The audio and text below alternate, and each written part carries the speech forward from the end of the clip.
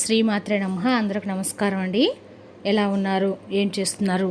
ఆ దుర్గమ్మ దయ వల్ల అందరూ సుఖ సంతోషాలతో అష్టైశ్వర్యాలతో ఉండాలని మనస్ఫూర్తిగా అమ్మను వేడుకుంటూ ఈరోజు దుర్గమ్మ యొక్క సందేశం గురించి తెలుసుకుందామండి. ఈరోజు వీడియోలో దుర్గమ్మ సందేశం ఏమిటంటే, నీకోసం ఒక మంచి శుభవార్తతో నీ దుర్గమ్మని నేను ఎంతో సంతోషంగా వచ్చాను. తప్పకుండా వింటావు కదూ, కాదని వెనక్కి పంపించవద్దు. నిన్ను తప్పకుండా ఎంతో సంతోషంతో సంతోషిస్తావని అంటున్నారండి. మరి మీలో మన ఛానల్ కొత్తగా చూసినట్టయితే లైక్ చేసి సబ్స్క్రైబ్ చేసుకోండి. మరి వీడియోని ఎక్కడ కూడా స్కిప్ చేయకుండా చివరి చూడండి. ఈరోజు దుర్గమ్మ యొక్క సందేశంలో మంచి పరమార్థం అయితే దాగుంది. ఆ దుర్గమ్మ తల్లి ఈరోజు తన భక్తుల కోసం చక్కటి సందేశాన్ని అయితే పంపారండి. ఏ బిడ్డ కోసం ఈరోజు ఈ సందేశాన్ని పంపారో ఆ తల్లి మాటలు విని తెలుసుకుందాము. మరి దుర్గమ్మను ఒక్కసారి మనస్ఫూర్తిగా అమ్మా దుర్గమ్మ అని మనసులో ఒకసారి అమ్మవారి రూపాన్ని ధ్యానించుకొని ఈరోజు సందేశం వినండి. ఈరోజు నీ కోసమని ఒక శుభవార్త వచ్చాను. ఈ శుభవార్త నీ కోసమే. తప్పకుండా వింటావు కదూ, కాదని మాత్రం వెనక్కి వేయవద్దు. దుర్గమ్మ మాటని తప్పకుండా ఆలకించిన తర్వాత నీ మనసు ఎంతో సంతోషం గురవుతుంది. నా మాట నమ్మి పూర్తిగా నేను చెప్పే మాటను ఆలకించు. ఇప్పటికే జీవితంలో అన్నీ అనుభవించావు. అలాగే ప్రతి ఒక్కడు కూడా తెలుసుకున్నావు. ఏది మంచి ఏది చెడు అనేది ఇప్పుడు నీకు బాగా తెలుసు.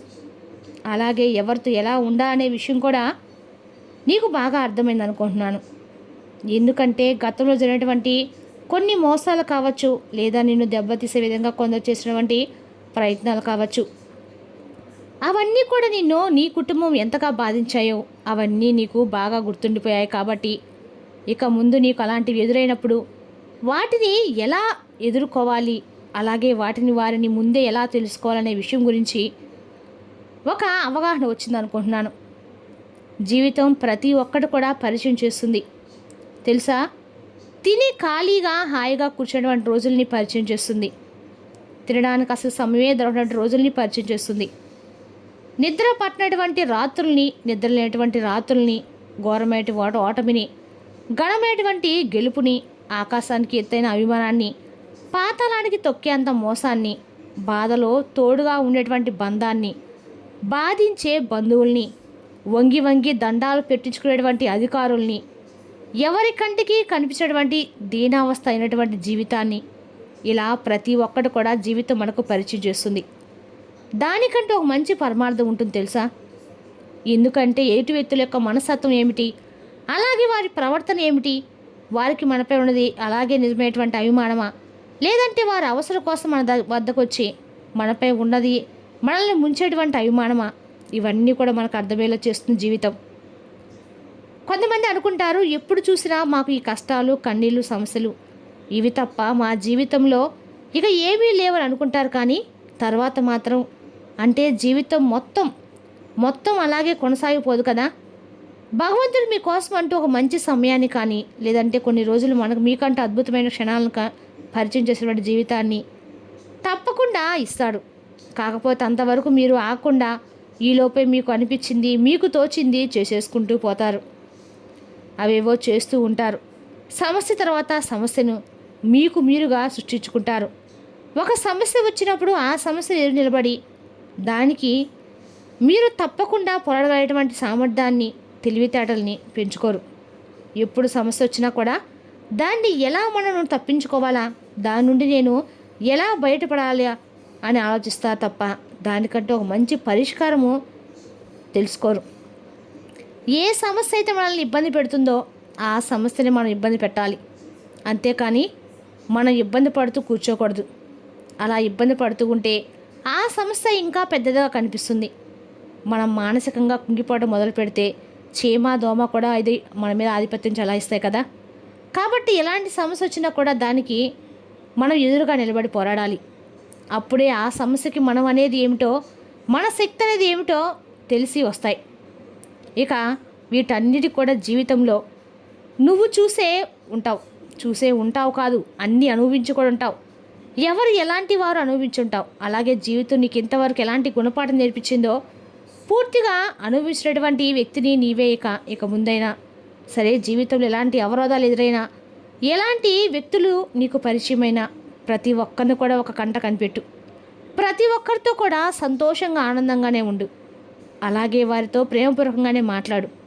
కాకపోతే ప్రతి ఒక్కడు కూడా అంటే నీ జీవితంలో నీ కుటుంబంలో జరిగేటువంటి ప్రతి విషయాన్ని వారితో వ్యక్తపరచాల్సిన అవసరమైతే లేదు. ప్రతి ఒక్కరు కూడా నీకు నీ జీవితాన్ని బాగుపరిచే విధంగా నీ కుటుంబానికి సహాయపడే విధంగా ఎవరు ఉండరు. నీకు నువ్వుగా లేదంటే నీ శ్రేయోభిలాషుల ద్వారానో నీ జీవితం ఏమైనా మారుతుందేమో, కానీ ఎప్పుడు కూడా అసలు పరిచయం వెళ్ళినటువంటి వ్యక్తుల ద్వారా నీ జీవితం ఎప్పుడు మారిపోదు. నువ్వు చేసినటువంటి అతిపెద్ద తప్పు ఏమిటో తెలుసా? నువ్వు ఏదైతే మొదలు పెడతావో ఆ పని మొట్టమొదట నీ ఇంట్లో నీ తల్లిదండ్రులకు చెప్పుకోవాలి, లేదా నీ దుర్గమ్మకు చెప్పుకోవాలి, లేదా నీ జీవిత భాగస్వామి భార్యో భర్త చెప్పుకోవాలి, లేదంటే నీకు అత్యంత స్నేహితులైన వాళ్ళు చెప్పుకోవాలి, నిన్ను నమ్మినటువంటి మిత్రులు చెప్పుకోవాలి. ఇదేది కుదరకపోతే నువ్వు నమ్మినటువంటి నీ దైవాన్ని చెప్పుకున్నా చాలు. మనస్ఫూర్తిగా నువ్వు నమ్మినటువంటి నీ ఇష్ట దైవంతో ఒక్క మాట చెప్పి తర్వాత నీ పని మొదలు పెడితే చాలా మంచిది. ఆ తర్వాత నీకు ఎలాంటి సమస్య వచ్చినా కూడా అరేరే నా బిడ్డ ముందుగా నీ విషయం గురించి చెప్పింది కదా, దీని గురించి నాకు తోచిన సహాయము అతను తప్పకుండా చేయవలసింది అని దుర్గమ్మకు కూడా అనిపిస్తుంది. కాబట్టి నీ మనసులో నీ కలిసినటువంటి ప్రతి ఒక్కడు కూడా పరిచయమైనటువంటి వ్యక్తులకి ప్రతి ఒక్కటి చెప్పుకుంటావు. అలాగే నువ్వు చేయాలనుకున్న పని గురించి, దానికి వచ్చేటువంటి లాభాల గురించి కూడా వారితో చెప్పుకొని ఇప్పటికే జీవితంలో చాలా నష్టపోయావు. ప్రతి ఒక్కడు కూడా గుర్తుపెట్టుకో, ఏది ఎవరికి ఎప్పుడు చెప్పుకోకూడదు. ఏదైనా ఒక పనిని నువ్వు సాధించిన తర్వాత కానీ, అందులో నువ్వు బాగా విజయం పొందిన తర్వాత కానీ వారంతటా వారు తెలుసుకొని నీ దగ్గరికి వచ్చేంత వరకు నువ్వు ఎవరితోనూ నీ మనసులో ఉన్న నువ్వు చేయాలనుకున్న పనిని ఎవరితోనూ చర్చించవద్దు. మరలా చెప్తున్నాను, జాగ్రత్త వహించు. భగవంతుని నమ్మావు కదా, నీకు వచ్చినటువంటి అవకాశాలు కూడా అలాగే రాబోతున్నాయి. భగవంతుడిపై భారం వేసావు కదూ, అంతా ఆమె చూసుకుంటుంది. భగవంతుని నమ్మిన వారు ఎవ్వరు కూడా పాడైపోయింది లేదు, మునిగిపోయింది లేదు. మునిగిపోయే వారిని సైతం భగవంతుడు చెయ్యొచ్చి మరీ పైకి లేపుతాడు. రిజల్ట్ కాస్త లేటుగా ఉండొచ్చేమో, కానీ ఉండకుండా మాత్రం అయితే పోదు. ప్రపంచం మొత్తం అర్థం నీకు అంటే వ్యతిరేకంగా ఉన్నా సరే, ధర్మం నీలో ఉంటే మాత్రం భగవంతుడు నీ పక్కన నిల్చొని ఉంటాడు. అలాగే నువ్వు కూరుకోబడినటువంటి సమయంలో కూడా ఆయన నీ చెయ్యికి నీకు అందించి పైకి లేపి మరి నీకు అండగా నేను ఉన్నానని మరీ ఓదార్చి చెప్తాడు.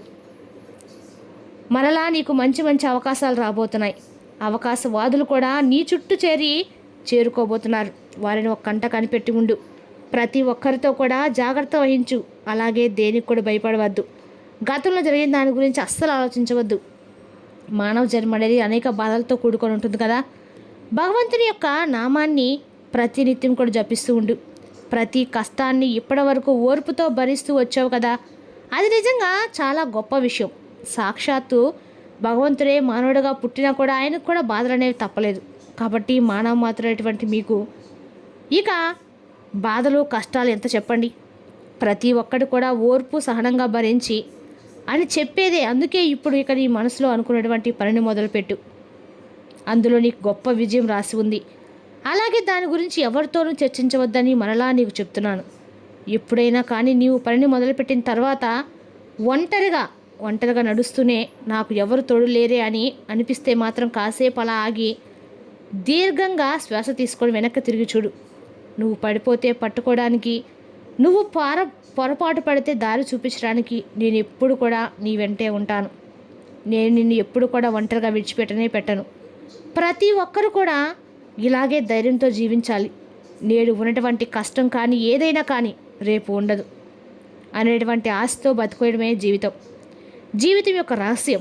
ఇక మరొక విషయం, ఈ సమస్యలు చికాకులు ఇవన్నీ కూడా రోజు ఉండేవే, కానీ నిద్ర మానుకొని మరీ ఆలోచించే అవసరం లేదు. అంతకన్నా లేదు. కాబట్టి నిద్ర మానుకొని మరీ ఎక్కువగా ఆలోచించవద్దు. ప్రతి సమస్యకు కూడా తప్పకుండా పరిష్కారం దొరుకుతుంది. ఆలోచనలన్నీ పక్కన పెట్టి రాత్రి హాయిగా నిద్రపో. నాకేమీ కాదు, నాకంతా కూడా మంచి జరుగుతుంది, నా జీవితం సాఫీగా ఉంటుంది, నేను నా కుటుంబం ఆనందంగా ఉంటామని ఇదే అనుకుంటూ ఉండు. ప్రతి ఒక్కడు కూడా నా భారాన్నంతా నా దుర్గమ్మపై మోపాను కదా, ఇక నేను అలా ఆలోచిస్తూ ఉన్నానంటే నా స్థాయిపై నేను అపనమ్మకాన్ని పెంచుకున్న వాడిని అవుతాను. అలాగే దుర్గమ్మని నమ్ముకున్న అవుతాను, అనుమానించిన వాడిని అవుతాను, అవమానించిన వాడిని అవుతాను. కాబట్టి అన్నీ తెంచుకో. నీకున్నటువంటి సమస్యల్ని ఆలోచించవద్దు. కేవలం నాకు అప్పగించిన బాధ్యత గురించి మాత్రమే ఆలోచించు. అది నేను సంపూర్ణంగా పరిపూర్ణంగా చేసి చూపిస్తాను. సంతోషంగా ఉండని దుర్గమ్మ ఈరోజు సందేశం తన భక్తుల కోసం పంపారండి. రేపు మరో సందేశంతో మళ్ళీ కలుద్దాం. స్వస్తి.